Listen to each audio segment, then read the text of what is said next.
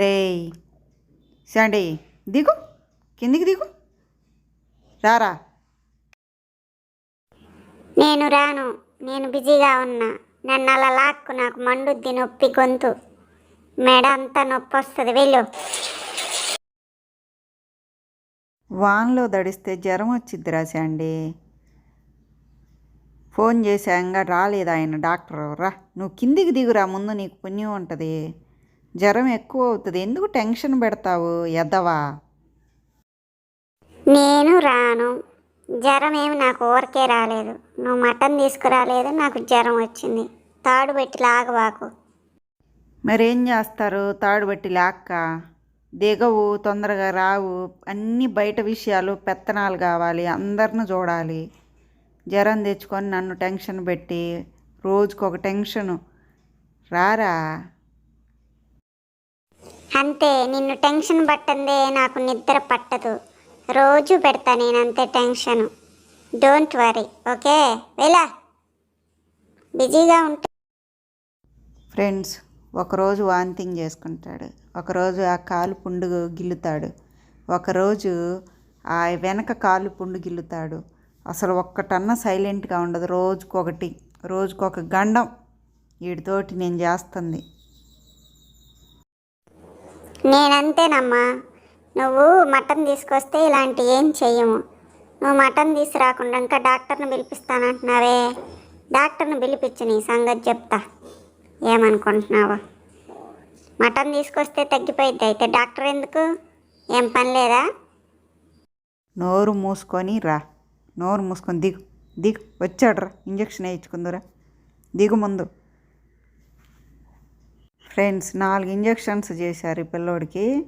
4 చేసి వాటరు పోయొద్దు, మజ్జిగ మాత్రం, పాలు మాత్రమే పెట్టమన్నారు, అంతే. రోజంతా అన్నం పెట్టొద్దన్నారు. ఇదిగోండి ఫ్రెండ్స్, ఉండి చూపిస్తా. ఈ ముక్కులో నుంచి అమ్మ ఎంత బ్లడ్ వచ్చిందో తల్లా, భయపడి సచ్చా నేను.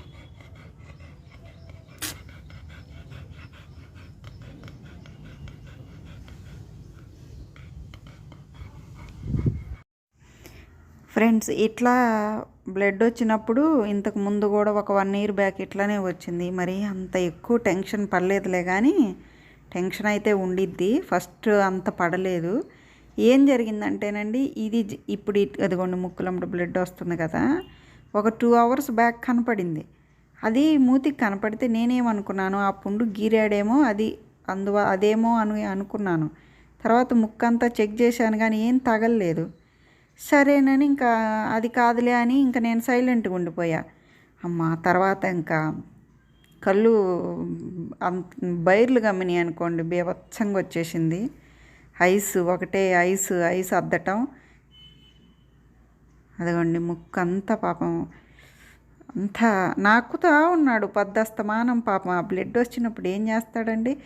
ఇది ఎందువల్ల వస్తుంది అంటేనంటండి, ఎక్కువ వేడి, ఎక్కువ చలి, ఏదైనా వీటికి ప్రాబ్లమేనంట. వీడేం చేశాడంటే ఈ 3 days వాన్లో కొంచెం తడిచాడు. అయినా సరే వెంటనే ఫ్యాన్ వేసి తుడుస్తూనే ఉన్నా. మరి ఏం జరిగిందో ఏంటో, బయట పడుకున్నాడండి 3 రోజులు. కొంచెం చల్లగా ఉందిలే అని మేము కూడా సైలెంట్గా ఉన్నాం, పోనీలే పడుకున్నాడు కదా అని. కానీ అది రాంగ్ అంట. ఆ చలి ఎఫెక్ట్ కూడా పడింది. ఇంకా డాక్టర్ గారు వచ్చి 3 ఇంజక్షన్స్ మామూలుగా చేశారు. తర్వాత మళ్ళీ చెక్ చేసి ఫీవర్ వచ్చిందండి, అది కూడా చేయాలంటే 4 చేశారు. చాలా భయం వేసిందండి, ఎంత భయం వేసిందో అసలు. ఆ బ్లడ్ చూడంగానే భయం కదా ముందు. తాపకు కొంచెం ఐస్లో అద్దటము, ఐసు తెచ్చి ముక్కుకు పెట్టడము, అట్లా చాలా కష్టపడిపోయామండి అసలు. పిల్లలేమో ఒకటే ఏడుపు, ఏమవుతుంది అని. ఏమవదు అన్నా పిల్లలు వినరు కదా. అది చలి వల్ల కూడా వాడికి ఫీవర్ వచ్చిందంట. ఏం చేద్దాము, ఏమీ చెయ్యలేము. మానసికంగా ఎంత స్ట్రబుల్ అయ్యామోనండి మేము ఇంట్లో వాళ్ళం. అసలు ఏం అర్థం కాలేదు పరిస్థితి. అదిగోండి మాటకు ముందు ఇంకట్లా దొరకకుండా వెళ్తాడు. ఏం చేయాలి వీటితోటి?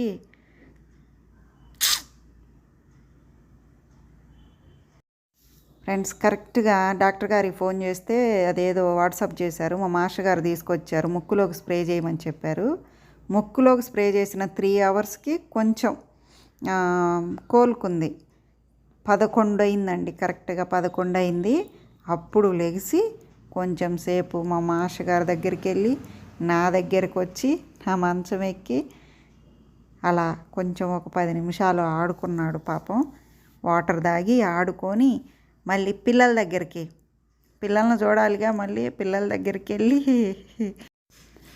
ఇంకా ఓపిక వచ్చాక పిల్లల దగ్గరికి వెళ్ళి పిల్లలకు ముద్దు పెట్టి టెడ్డీ బేర్ తీసుకొని నిద్రపోయాడండి.